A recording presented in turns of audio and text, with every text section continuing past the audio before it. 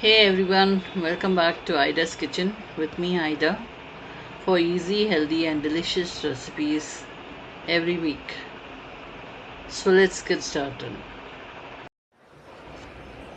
Here's what you will need.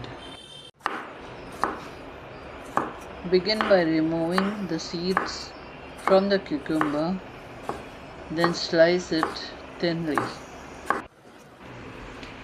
I used cherry tomatoes for this recipe. Squeezed the seeds out and then sliced them in half.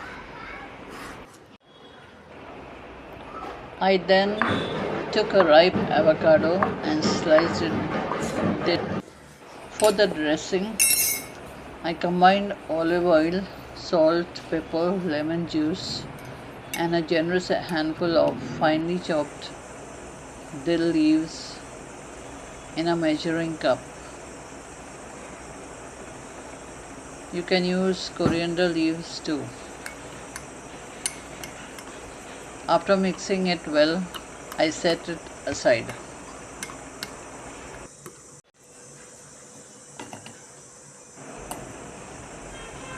Then combine all the ingredients in a bowl. Drizzle the dressing on top.